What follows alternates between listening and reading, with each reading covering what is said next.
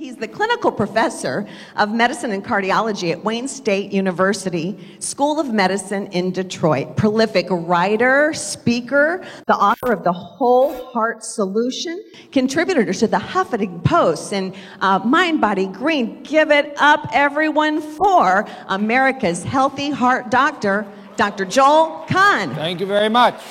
Yeah, I am a cardiologist. I see patients 4 days a week, sometimes 5. I see unbelievable, remarkable reversal of heart disease, prevention of heart disease.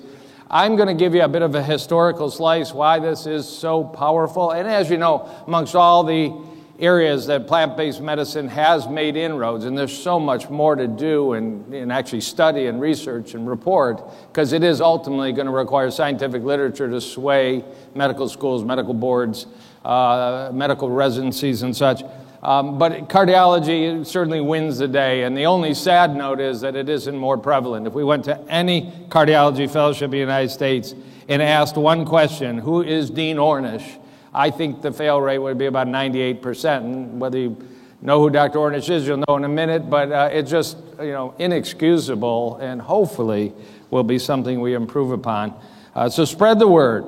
So after starting cardiology training about 33 years ago, I am still completely in love with this amazing, amazing organ. In one sense, simple. It's just a pump with some valves, with some arteries on top, a little bit of fat. On the other hand, now we know it's got hormone systems and nervous systems and can regenerate and stem cells. But just a beauty, 50,000 miles of arteries in your body, mindfulness. 50,000, twice around the world, and just your body is the amount of arteries. And every artery is lined with this wallpaper called the endothelium.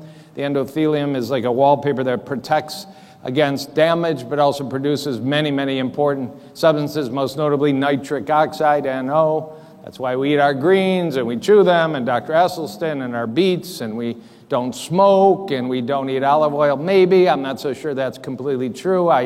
I'm not so sure that nuts are bad. I'm not so sure that avocados are bad or olives, so I do have a little different practice. Certainly always whole foods, but nonetheless, just absolutely gorgeous. It is possible to be 90 and have the same arteries as 20. There are people. I will ultimately get to the topic. There was a study about 2 years ago in Lancet, a very prominent British journal, that they took, it's the coolest thing, they took a native tribe in Bolivia called the Tsimane. Anybody heard of the Tsimane? T-S-I-M-A-N-E? I think that's the proper way you pronounce it. They put them in dugout canoes and took them to a hospital. That must have been a cultural shock to see all that processed food in the vending machines after eating native wild foods. But they did it to do heart CT scans to look if this native tribe had as much coronary artery disease measured in this very accurate, silent way as the Western population.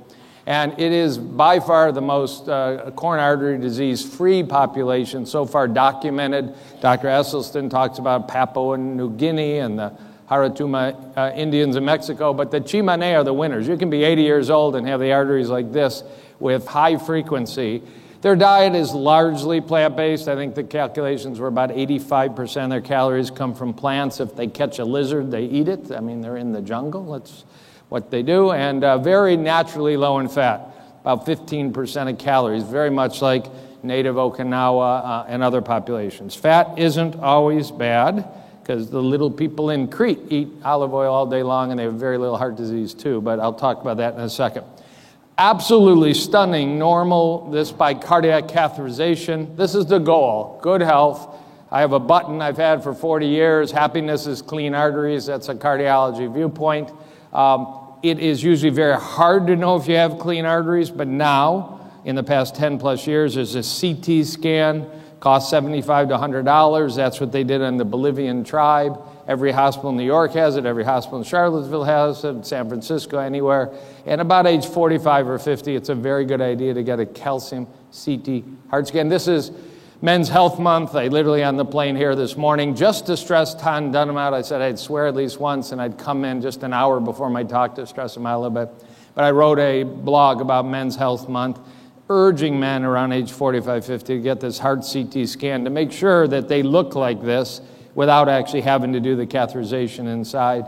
And if you eat plant-based, you're going to favor that you end up like this. The earlier you start, Again, for me, it's been 42 years totally plant-based because the dormitory food in Ann Arbor was so awful. I switched then and never went back, and that's my profound story of transformation.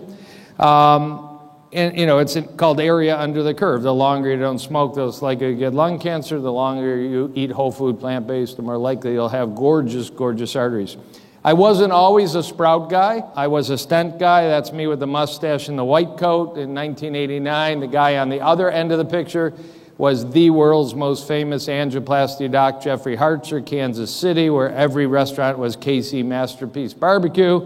Somehow I found, little salads and tomatoes and bean chilies here and there and survived a year. The guy in the middle is not so bad either. He's still with us. Unfortunately, Dr. Hartzer's passed. Dr. Rutherford from Auckland, New Zealand. And these guys could blast plaque apart. That was 1989. I started a job in 1990. I'll tell you why that's historically of value in a minute. We're in New York. It's almost New Jersey. My first love was Bruce Springsteen. And don't call your surgeon even he says it's too late. It's not your lungs this time. It's your heart that holds your fate from Asbury Park. Indeed, as you know, for 101 years, heart disease has been the #1 cause of death in the United States and most Western countries. Cancer is right there always, and there are some countries where cancer has overcome heart disease as the #1 cause of death, but that's every single kind of cancer. Heart disease, we're talking predominantly clogged arteries that are largely lifestyle-related phenomenon. And it's so important to take this awesome database that I'll go through. Never could be big enough. We need much more. And this is what happens to those gorgeous, clean arteries. All you get left is that little tiny slit. Everything else is filled in with cholesterol crystals and calcium crystals and fibrous tissue and collagen and cells, inflammation cells. And at some point, you either croak or you start to get short of breath, chest pain, leg pain, erectile dysfunction, TIAs, strokes, or maybe you just have this burden and you make it later in life. Winston Churchill lived to 91, as fat as he was, smoking cigars, and undoubtedly, had we checked him, if we put him in a dugout canoe, took him down the river and did a CT scan, which wasn't available in his lifetime, I'm sure he was clogged up, but he did make it to 91. It's a very, the one person who's 102 and smokes and eats bacon doesn't deny the fact that you favor good health and longevity and freedom from developing this awful disease, which is not only preventable in most cases. Now, it isn't always so simple. There is a genetic input to heart disease. Some of you know who Bob Harper is from The Biggest Loser, the trainer with Jillian Michaels. We know that his diet, which was at one point plant-based, shifted to more keto and bulletproof coffee, butter, coconut oil, coffee kind of stuff. And then he had a massive heart attack, but he went on the Oz show saying, I have a severe genetic cholesterol called lipoprotein little a, LP little a. It can clog your arteries even if you eat sprouts. As far as we know, I would eat the sprouts, but we need advanced checks and complex workup. This is an angiogram. You can see a very narrowed part at the top middle of the picture. That's a typical, quote, widowmaker, LAD, front heart artery down to a pinpoint. This happens to be from the patient who had the first angioplasty in the world in 1977 in Zurich by a pioneer. I'll show you his picture. And we really, from then to now, have been very mechanically oriented in heart disease. We put tubes in people. I've done that 1,000 times. We inject stuff. We put balloons. We shove bypasses. We cut people open. Never thinking really very hard or very long about what caused the problem in the first place, despite lots and lots of data, both epidemiology, basic science, but medicine isn't coming to the bedside telling people you just got to play the record backwards and maybe we can undo this wicked problem. The other problem is we tend to pick it up when it's already this advanced and this severe, undoubtedly been going on for a decade or more, and sometimes you just have to move in with mechanical approaches, but they obviously are not the root cause. Nobody has a stent deficiency. Nobody needs a vein from their leg put in their heart because that's the normal situation. We just have such a crazy medical system that we pick people up at the very end. This is just historical for the fun of it. There is a connection to the plant-based world. The shorter gentleman, Dr. Mason Sones from the Cleveland Clinic, a medical doctor, radiologist, was actually taking pictures in 1959 of people's aortas because it was felt if you ever took a picture of heart arteries directly, you'd die instantly, and it was a reasonable thought. But accidentally one day his catheter fell in somebody's heart artery. He got this gorgeous picture of a heart artery. The patient didn't die, and he had the wisdom to say, maybe we should do this routinely. So there are now millions and millions of people that get that. The taller guy is a Argentinian surgeon, now passed on, Rene Favallaro. He did the first bypass in the world at the Cleveland Clinic in 1969.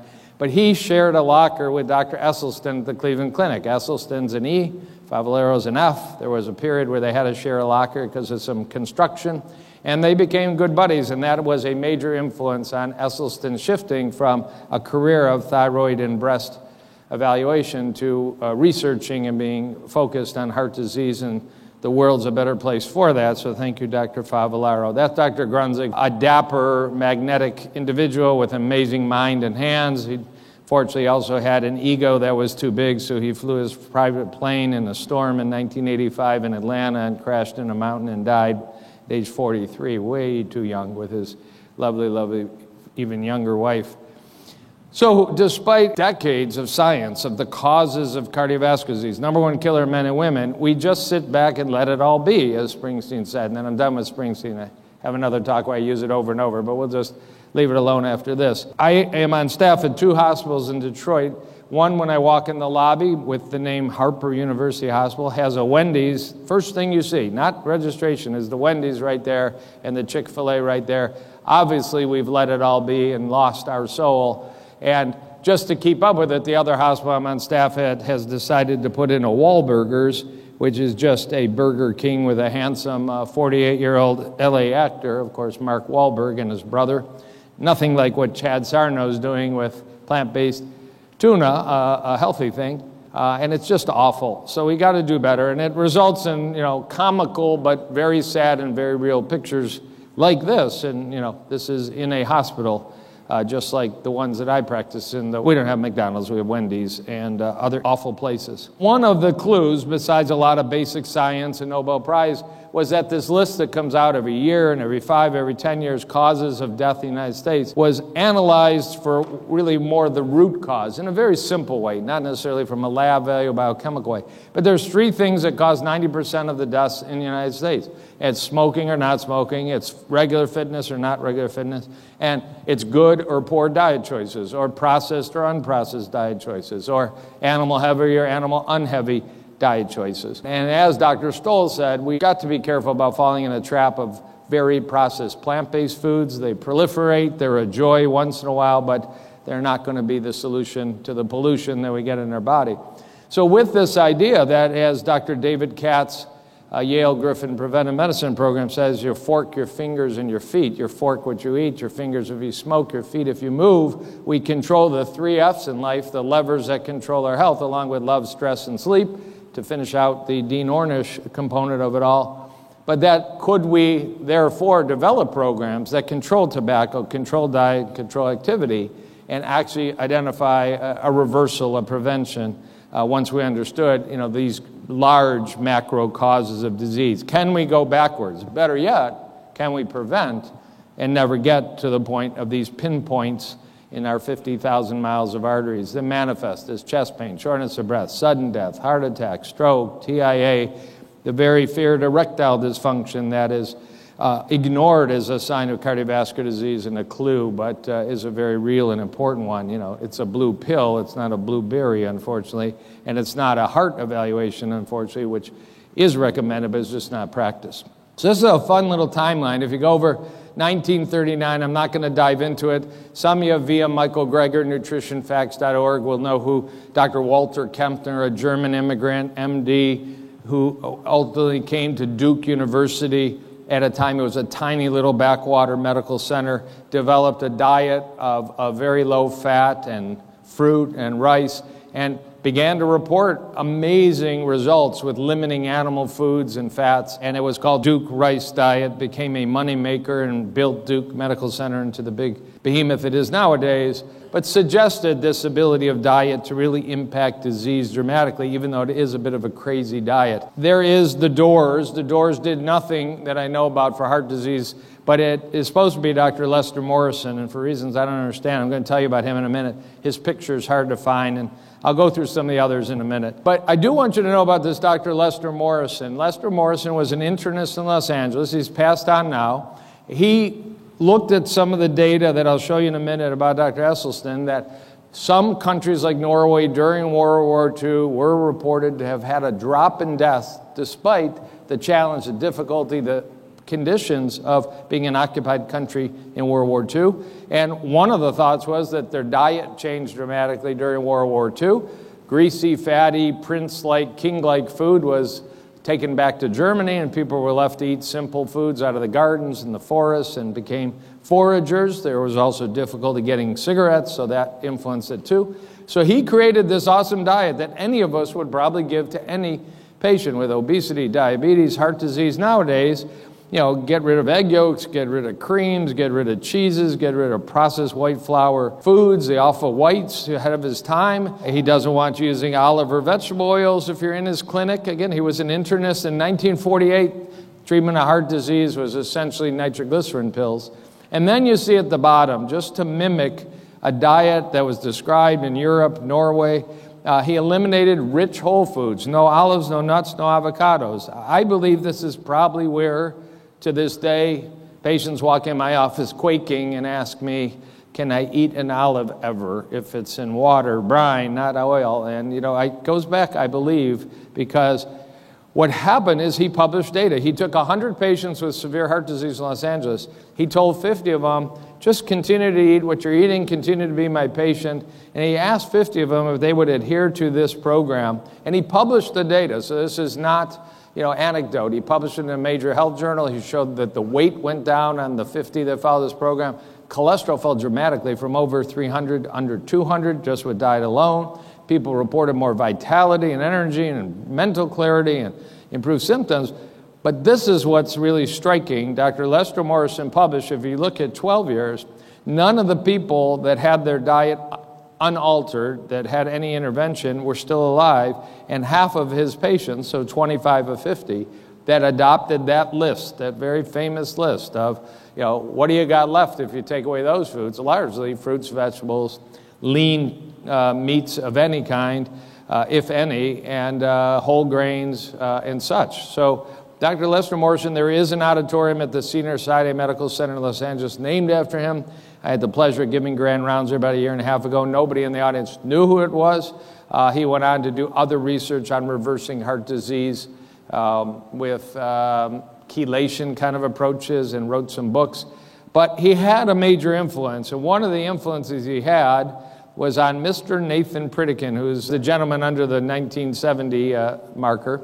Mr. Nathan Pritikin, many of you may know the name from the Pritikin Longevity Center. It used to be in Santa Monica. Now it exists and is very robust in Miami at the Doral Country Club. But he was a biospace engineer in Santa Barbara. He had many patents, I believe about 40. He was building parts in World War II for airplanes, for our defense system. And he heard in the early 50s, because it was in the papers, that there was this guy in Los Angeles, Dr. Morrison, who was dropping people's cholesterol and was showing some promise for heart disease. And just one of these people that was not limited to engineering and limited to airplanes. And he went down to Los Angeles, had his own blood drawn, and his cholesterol was over 300. He was at that time quite hefty, 45 years old, loved hot dogs, loved ice cream.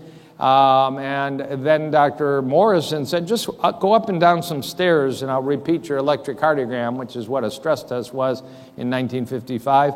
And he flunked it. And Dr. Morrison said, you'll be dead just like my charts here unless you take this sheet and follow it. And that even wasn't enough because Pritikin did follow it and dropped his cholesterol to about 120, it's reported. But he just started diving in any medical literature and said, I'm going to develop a program and teach this. This is too good not to share, even though I'm not a medical doctor. And he got tremendous pushback. He had to find some doctors to work with him. Started writing articles, actual science articles. There's books like these that sold millions of copies, got on 60 Minutes, opened this treatment center, and actually published data that showed that he could, work to eliminate obesity, high blood pressure, diabetes, cholesterol, and improve cardiac outcome, usually with a 3-week inpatient program. Come stay with us for 3 weeks. That is a program that's still available in Miami, and I'll tell you in a minute, for some people, it's actually paid for by their insurance to live at the Pritikin Center for 3 weeks. So a very humble man. I'm just trying to wipe out heart disease, diabetes, hypertension, and obesity, thank goodness he had the energy to pursue that. I just want to spend a minute or two, not usually identified as a plant-based warrior, because he wasn't, but Dr. Ancel Keys had 2 PhDs and then settled in Minneapolis at the university in a lab under the football stadium. That's the only place they could find for him in the late 30s. Had a keen interest in nutrition, and actually an interest in fasting and starvation.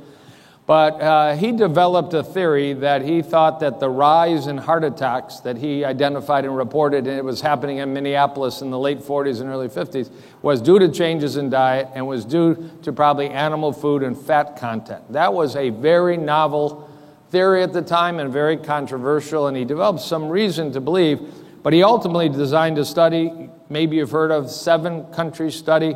He is the shortest gentleman at the end of these 4. The gentleman, the third over with the white mustache, is the head of cardiology from Harvard, Paul Dudley White. This is about 1956. This is in a little village in Italy, and they decided they were going to find 12,000 men around the world, very different situations. Japan and their native diet, Croatia and their native diet, couple places in the United States and their native diet, little villages in Italy and their native diet, Crete, which is why I mentioned Crete and olive oil and their native diet. They were actually going to bring their food back to Minneapolis and analyze it scientifically, not just take histories on people, and follow these people and see if countries with higher constituents from animal foods and fats had different heart disease rates, which was emerging as the #1 cause of death in the Western world when this study was launched in 1958 and first phase completed in 1970 and published. Literally, there's so much data like a book. Indeed, you've probably never seen data from the 7-country study, which,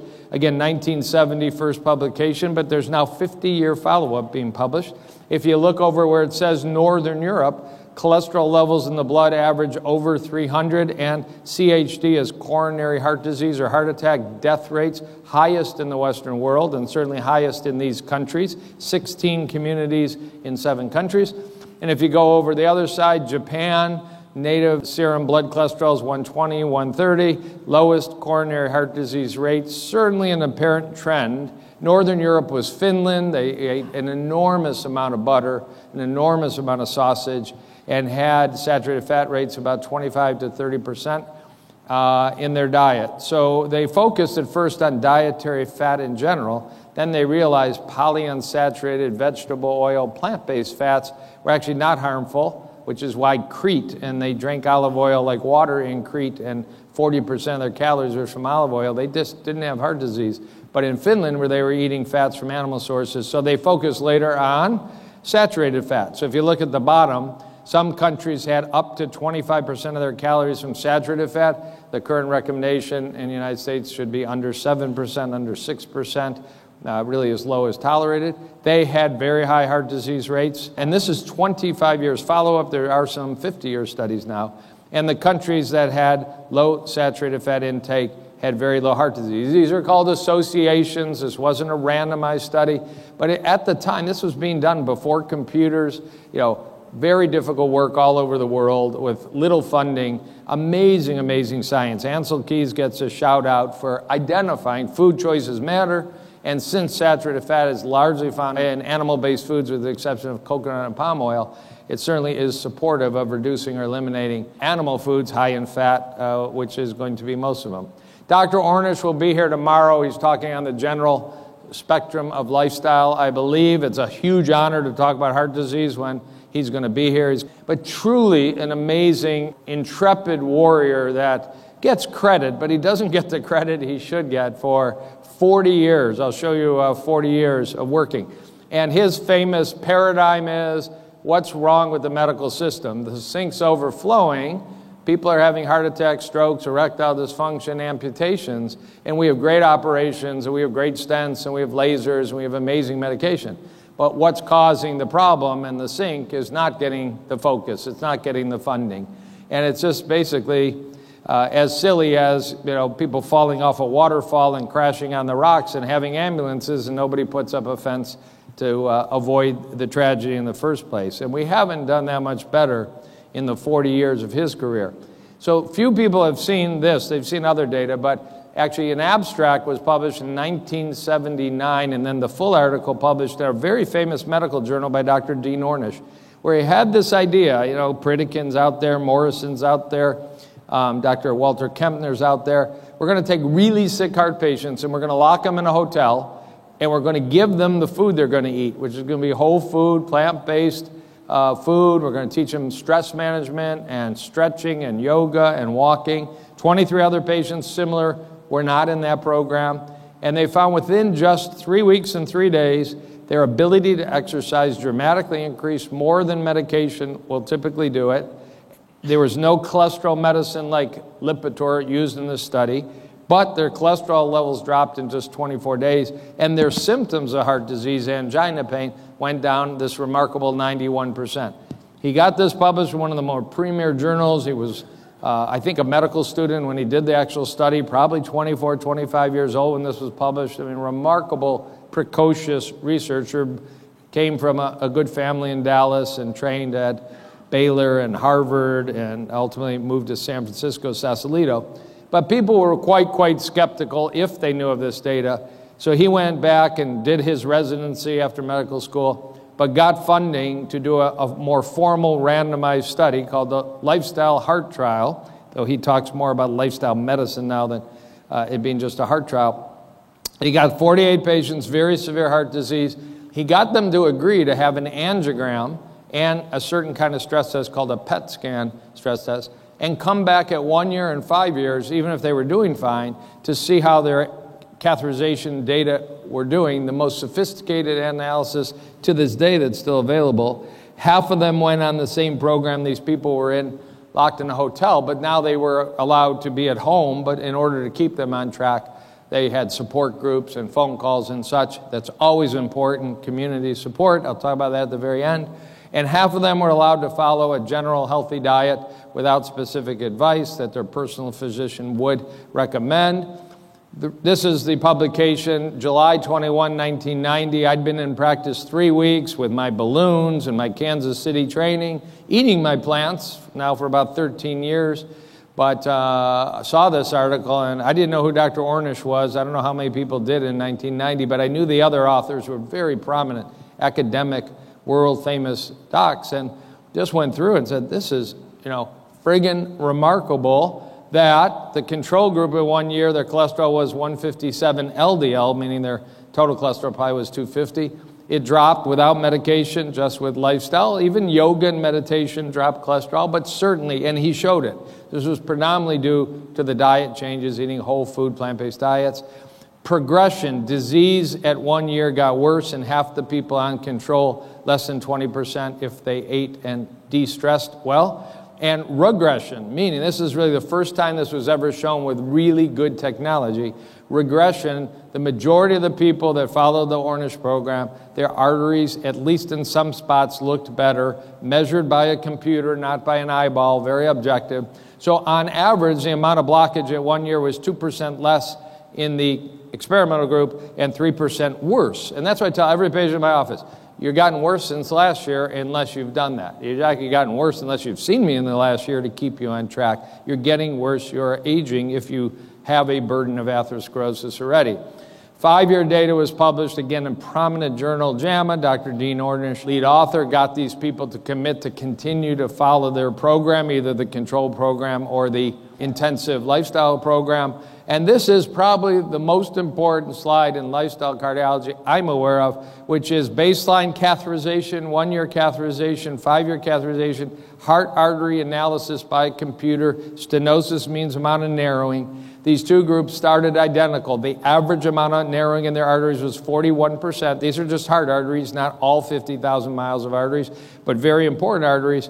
They were ready at 1 year, but very prominently at 5 years. The control group in black circles got worse, and now we're 51% blocked, and the intensive lifestyle treatment group were getting better and better and better. And there is no other program in the world that has any data like this. There's no Mediterranean diet data, there's no ketogenic diet data, there's no Whole30 data, there's no paleo data, there's no Scandinavian diet data. All these are kind of popular out there now. Even the DASH diet. It's a difficult study to do. It's a little easier nowadays with certain CT technology. It's still an issue of funding and lack of interest in diet and lifestyle, but remarkable data that as I say right here, should have been game over. You know, we have a very, very lethal disease of high frequency. We have an inexpensive and effective treatment. We have modalities that require slashing your chest open, putting in balloons, which at the time were a very crude way to treat heart disease. Stents improved the outcome, but you had to take powerful medication for very long periods of time, and did nothing to alter the progression of the disease throughout the body. We have a treatment. How much excitement was there in 1990 and 1998? I don't recall anybody ever talking about it through any of my training at universities and other places, and we didn't have plantrician projects and meetings like this to celebrate the data. But fortunately, there are some bright lights of progress. Dr. Stoll mentioned this. It took till 2010. Remember, one of the studies was published in 1983, then 1990, then 1998. Mr. Pritikin's data was in the 70s and 80s. It took nearly 20 years that Medicare said, we are impressed that you've ultimately showed us big numbers. Ornish data grew to thousands. Pritikin data grew to thousands in actual scientific publications. You've shown us economic saving. It costs us, Medicare, less money to train a person in the Ornish and Pritikin lifestyle program over the course of the next 5-10 years. We will pay. So to this day, if you've had a heart attack recently, a stent recently, a bypass recently, are having angina, you can be approved to go to a Pritikin program. The official ones in Doral Country Club Miami, but other hospitals now franchise it and have it in their hospital. We have only one in the state of Michigan in Ann Arbor, and you can do the same thing at an Ornish program. And within a few weeks, you cook, you meditate, you exercise, you have social support, you get educated, and hopefully you're set on your way to follow the same positive outcome that these studies showed. So sadly, it's actually very profitable. If you're involved in your hospital's politics or administration, it's much more profitable to have these cardiac rehab programs because the reimbursement is about double compared to standard cardiac rehab. But it takes a little effort and focus and some loud champion. And in my city of Detroit of 4 million, there isn't one hospital, despite much discussion, that's taken the bull by the horn and added it on. It's not possible to mention this amazing attempt to stem this serious disease without mentioning Dr. Caldwell Esselstyn, Olympic medalist, Army doc, and then ultimately a prominent surgeon at the Cleveland Clinic. And because, in part at least, that locker experience with Dr. Favalero, ENF, he got interested and he read and ultimately went to the cardiac group. I'm not a cardiologist, but if you got people that can't be treated at the world famous Cleveland Clinic, the busiest cardiac surgical center in the world, my wife and I want to cook for these people and treat these people, and I'll track the data and see if I can help them. I think I got something. That's the graph of Norway during World War II and the drop in overall death for about 3 years when life was tough and food was sparse. I think I've probably moved 500 to 1,000 copies of that book. It's the book I ask my patients to read. I tell them this is, the strictest approach to heart disease. Not all of them have heart disease as bad as the cohort that Dr. Esselstyn has studied and published, and Dr. Ornish studied and published. But I want them to get it, the purest Bible to read. Half the book is recipes. It hasn't gone out of date. And it remains hugely helpful and changes lives, and I'm sure it saves lives without a doubt. The couple examples that are in the literature that anybody can look at from Dr. Esselstyn's research, this very badly blocked LAD is the name of a heart artery, and 3 years later the artery looks brand new. That's not stent, that's not bypass, that's not chelation, unless you call plant-based foods chelation, which it might be. But it's the remarkable power of taking away the noxious endothelial damaging components of Western life and putting in the healthy ones. And the arrow at 1987 points to a pinched part of a right coronary artery that's basically been rebuilt with sprouts. So it's sprouts, not stents. I own the trademark Prevent Not Stent TM. We could do it sprouts, not stents TM. Stents are wonderful if you're in the midst of a heart attack. But for the vast majority of people, they will never hear that this is available, scientifically proven, and possibly even intense program would be paid for by their own insurance company. Most people, point to these older pictures and very important pictures to make the case. I have the insane experience in my clinic in Detroit. Every week I see, half a dozen people where I document that their plaque is melting away. If you just look for a minute, this is carotid ultrasound analyzed with a computer, digitized. It's called a CIMT. It's non-invasive, it's ultrasound, it's read at a university, so I'm not the one. But in the course of a year, this 45-year-old man came back a year later, and as you see, I wrote in how big his plaques were in his carotids a year before. 2.3 went down to 2.0, 3.3 fell in half to 1.5, 4.9 fell by 80% to 1.5, and the other one also down 50%. There's another measurement there that said at age 45, some measurement was like a 41-year-old, now it's like a 34-year-old. You can take plant, whole food diet, stress management, exercise, eliminate smoking, and a few other tricks that I won't talk about because they involve vitamins, and you can make this stuff go away, and I see it over and over. And if you follow me on Instagram or Twitter or Facebook, and I hope you do, because you'll find all the other great plant-based heroes that I tag, and we tag each other, in the medical world, in the fitness world, in the food industry world.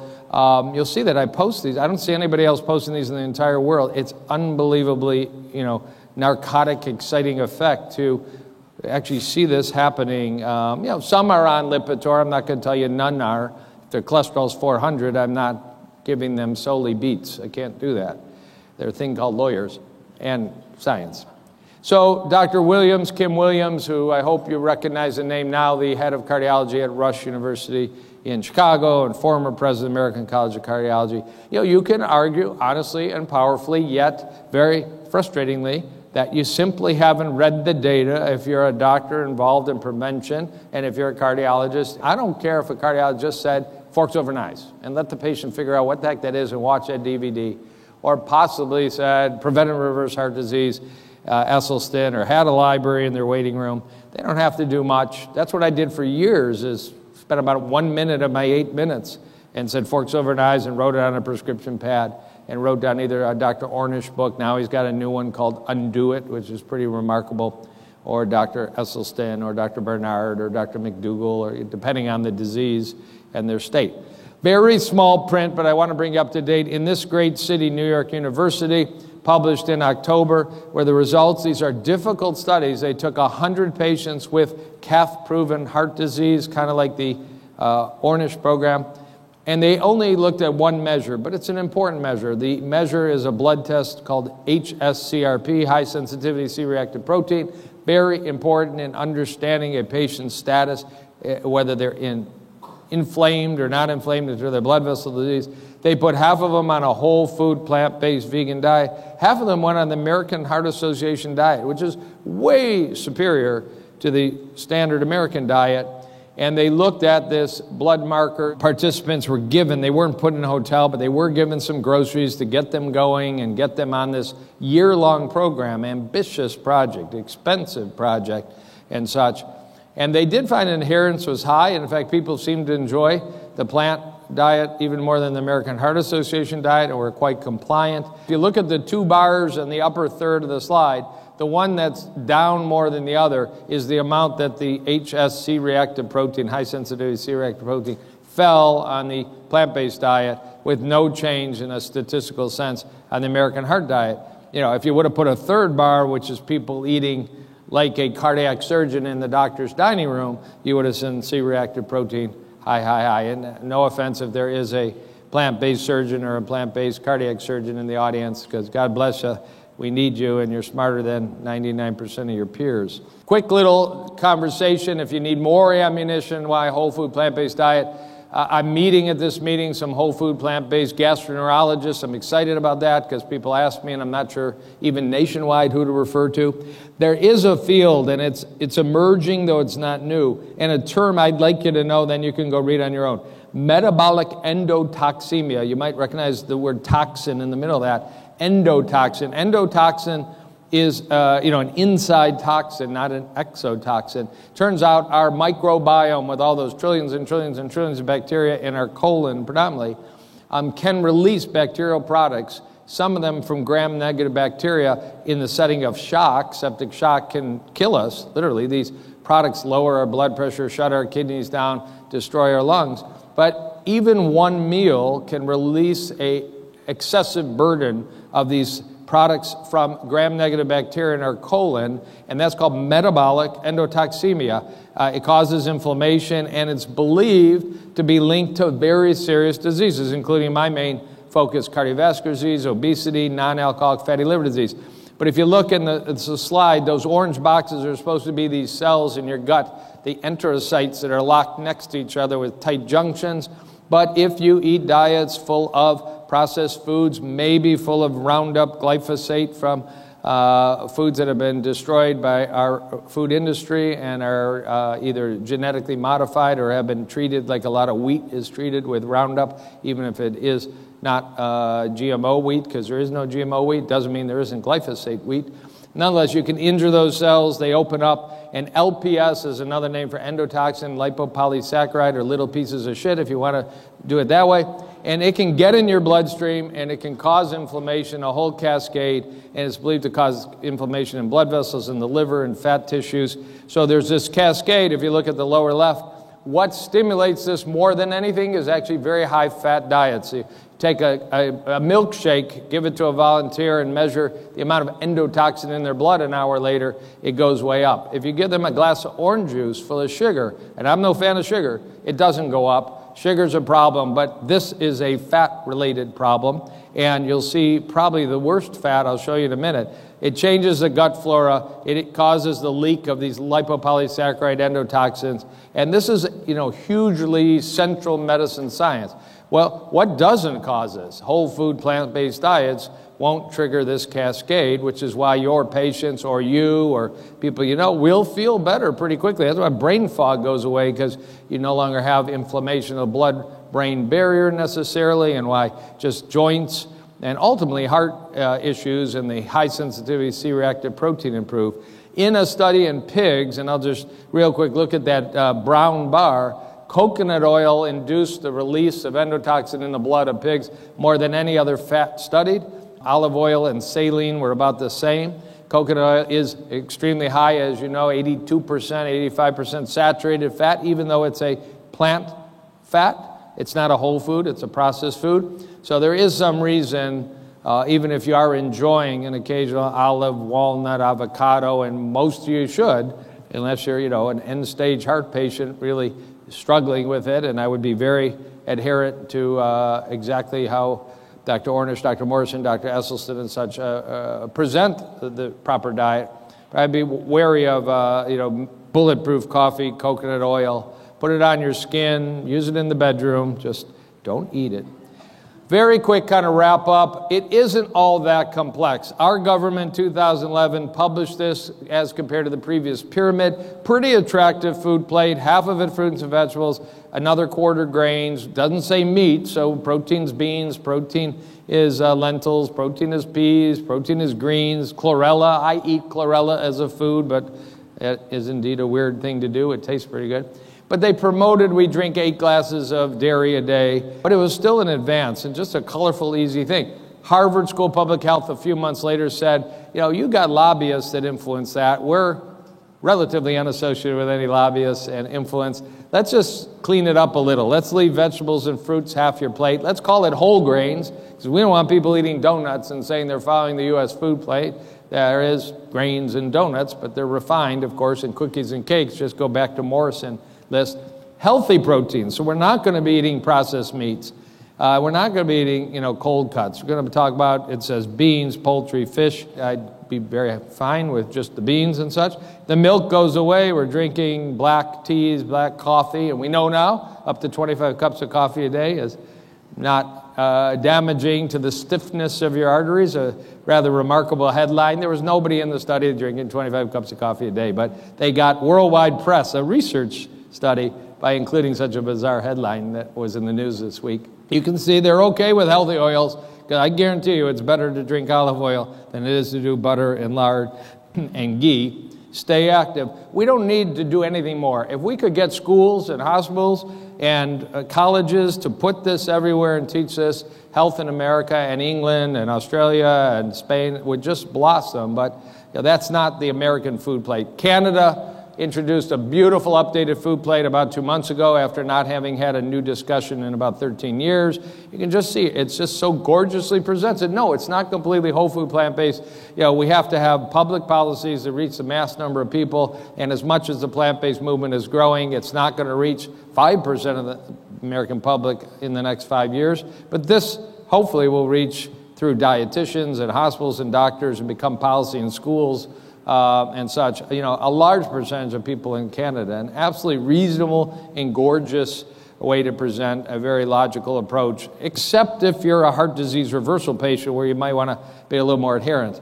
All of that is actually a shout out to Dr. Neil Barnard and Physician Committee Responsible Medicine in 2009, because 2 years before our government adopted it, they had published this fully plant-based food plate, which is the one that I eat off of and many of you eat off of, and we know properly prepared, as close to natural sources, avoiding hyper-processed food is a wonderful way to sustain health, and maybe a little B12 sprinkled on top for the heck of it. So at one point in Detroit, I was on a billboard pitching plant-based diets for heart disease and cancer and diabetes reversal. We've learned that indeed there's more data than ever. I wrote a blog about 2 months ago. It was a very bad month in May to be a butcher, because the rate of data that just keeps coming out, despite the growth of this wacko carnivore movement that I encountered in PaleoFX in Austin, but it's not a grass-fed beef study when they